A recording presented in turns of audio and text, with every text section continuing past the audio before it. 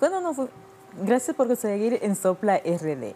Señores, cuando nosotros fuimos a la pausa, hablábamos de los límites entre las fronteras, tanto de Haití como de Dominicana. Nos explicaba Carlos Julio de todos estos límites que está tanto en Pedernales como en Elías Piña, o más bien el sur profundo, que sería Bánica, pasa el río Artibonito, que lo divide de Haití. En la frontera central, donde está la zona de Bánica y Pedro Santana. Pero el río Artibonito, hay un momento en que entra entonces Haití, y cuando entra Haití, desemboca en la bahía de Puerto Príncipe. O sea, la unidad hidrográfica más grande de la isla es el río Artibonito, y nace en territorio dominicano, nace en Nalga de Maco. Estamos hablando en Río Limpio, arriba. Y entonces, ¿te imaginas que los dominicanos hubiesen tomado una decisión para... Es imposible que se piense en eso. Para desviar ese río, se quedaría Haití, porque esa agua es la que llega a Puerto Príncipe, hasta la bahía de Puerto Príncipe. Bueno, pero o sea que eso es, hay que tratarlo siempre con delicadeza. Creo que la parte de Haití debe ser mucho más prudente. Los sectores representativos de Haití, el sector intelectual, bueno, hemos tenido ahí unos que son políticos que han querido usar el tema como campaña en Haití y se han portado, uno no quiere ni pensar en que esas personas lleguen al poder en Haití, porque si llegan al poder y practican lo que están practicando con su discurso de odio frente a la República Dominicana y no de armonía, entonces imagínate. Uno piensa que no, que cambiarían después de actitud. Pero en este caso no sería como algo como para pensarlo. Bueno, si me siguen, ahora empezaron a hacerle nueva estructura para que el agua salga. Están ahora hollando justamente donde el gobierno dominicano instaló lo que son la bomba para sacar el agua. Entonces los haitianos empezaron a hollar para desviar el agua nuevamente por allí. ¿No sería de repente como una parte atractiva para los dominicanos empezar no, pero a mí lo del río Artibonito? A mí lo que me parece, a mí lo que me parece es, porque no podemos romper una ilegalidad con otra ilegalidad, pero a mí lo que me parece es que la actitud que asumió el gobierno dominicano fue porque hace mucho que se está llamando la atención con respecto al tema. Por cierto, está ahí el tema también, el tema del canal, y está porque incluso hablamos del muro. El muro, dónde empieza y dónde termina. Nosotros tenemos en Pedernales, se han construido unos 7.5 kilómetros de verja perimetral inteligente, que no es muro, es verja perimetral inteligente.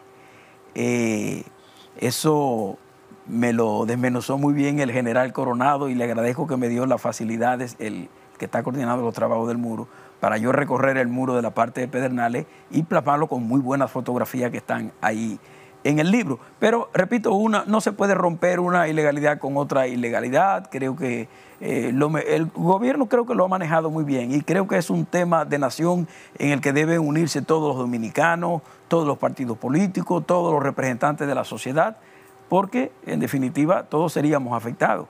Y bueno, es una pena que no hay con quién hablar en Haití, no hay interlocutores, no hay un sector representativo que uno pueda decir que no sienta incluso temor, porque el primer ministro, las declaraciones últimas que dio con respecto a este tema, se ve claro que era por temor a que sucediera lo que finalmente ya estaba por suceder. Pero bueno, el libro no solo trata del tema fronterizo, trata de otros temas muy refrescantes, como te había dicho. Aquí veo lugares de interés del turismo. Sí, están... ¿Cuáles lugares están aquí?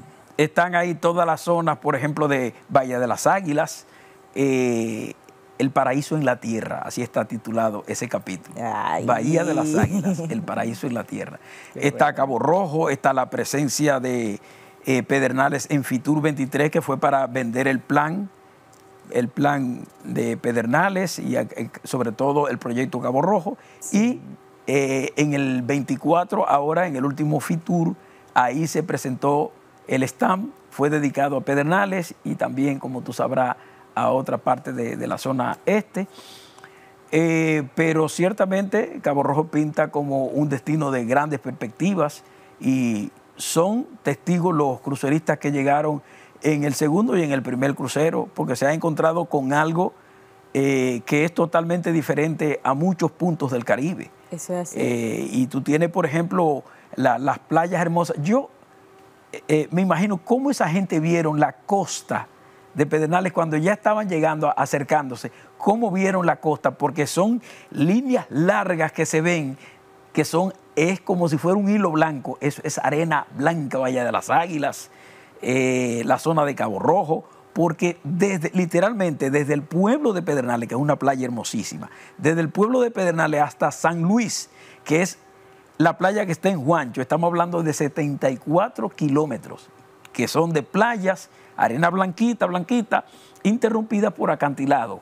Por ejemplo, el acantilado de Cabo Rojo, creo que tú has ido a Bahía de las Águilas y sabes muy bien cómo está ese acantilado entre Cabo Rojo y Bahía de las Águilas. Sí, sí. Es decir, una zona impresionante. Y eso que no hemos hablado de la montaña. Si se van para Pelempito y la zona del Mulito donde te dije, eso no es porque yo vea Pedernales con pasión, no, lo veo con pasión, esa es la verdad, pero también soy muy objetivo. Todo el que me escucha por la televisión, el que me ha escuchado en 35, 40 años hablando de Pedernales, todo lo que yo le explicaba así era, y ahora lo están mirando más, porque incluso yo decía que en Pedernales si se aplicaba un turismo, primero, iba a partir de cero, y al partir de cero se iba a hacer como Dios manda. Y segundo, iba a tener que ser un ecoturismo, no podía ser un turismo como el del este, porque Pedernales no aguanta la presión como la presión del este. ¿Y cómo? ¿Y de qué manera? ¿O la presión del norte? Entiendo. Pero pudimos ver que ahora, por lo menos comparando lo que fueron los cruceristas que vinieron en el primer crucero con lo del segundo crucero, pues tuvieron una amplia variedad de servicios ahora más que en el primero.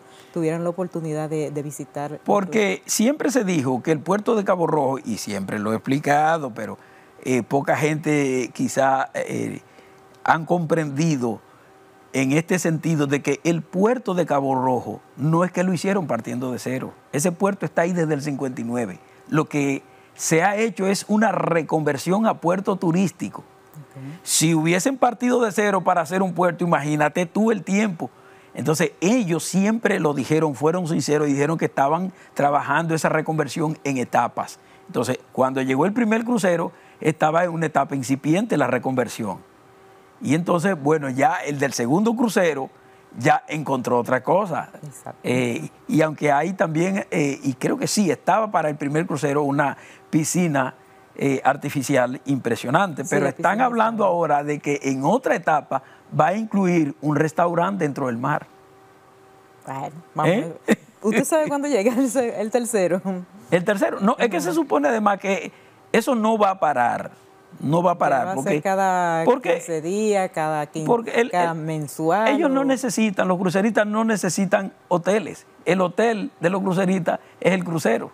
Exacto. Mira que incluso el primero llegó, duró unas cuantas horas y partió, siguió la ruta. Siguió incluso para el este y ahí siguió.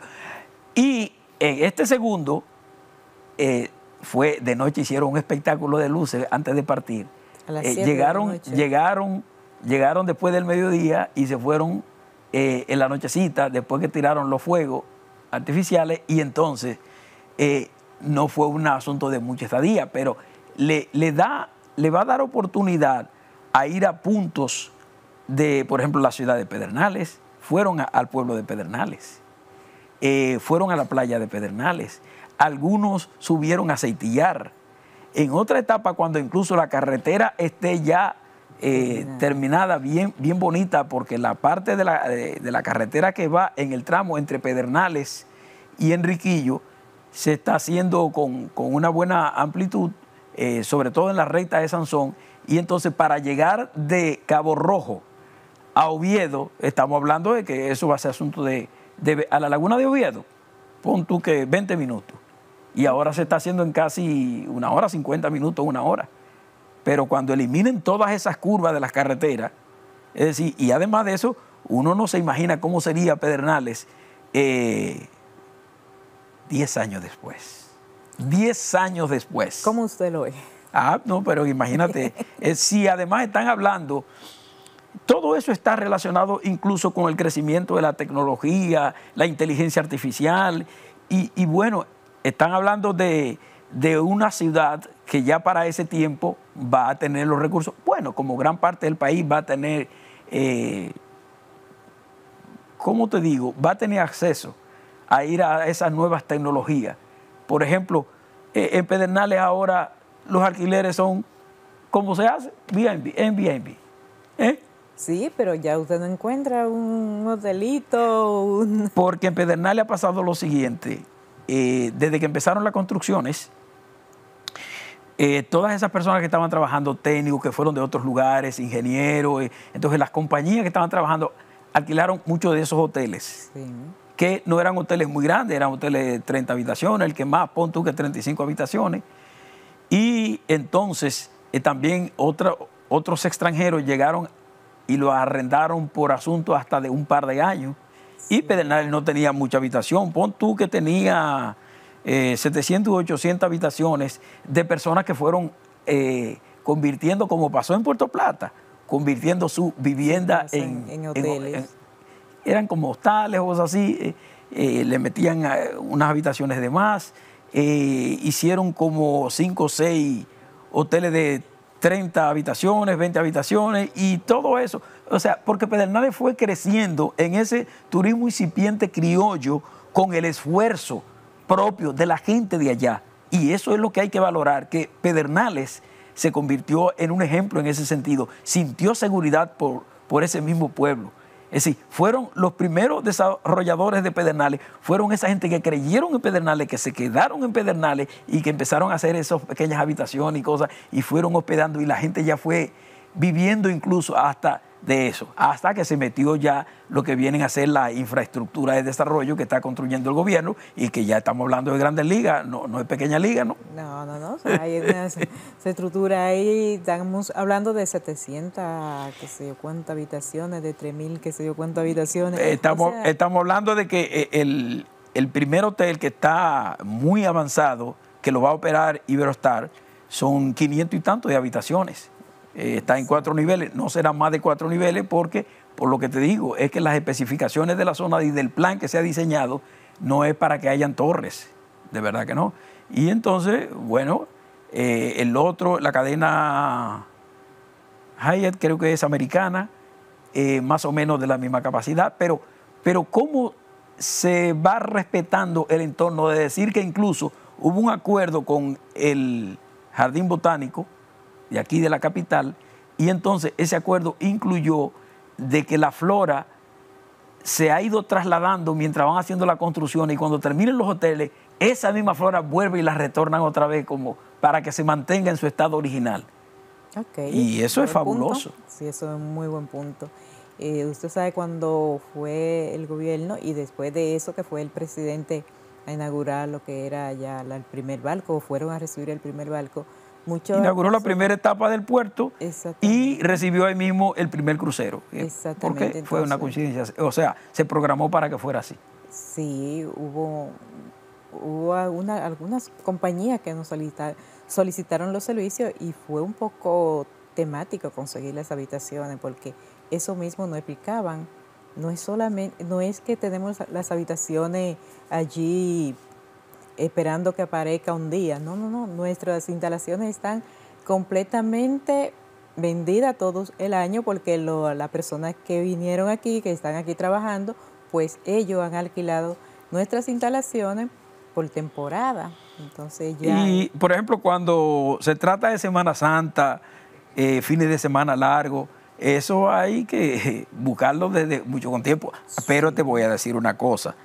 Cuando ya estén todas esas instalaciones hoteleras a esos grandes niveles que además va a dar apetito a otros a seguir construyendo instalaciones. Pedernales no se va a parar, olvídate, Pedernales ya arrancó, Pedernales no se para. Eso es así, y no solamente esto, sino es que ya todo el mundo quiere ir a conocerlo ahora, porque hay muchas personas que quieren conocer esta parte ahora sin que se desarrolle por completo y para tener un antes y un después.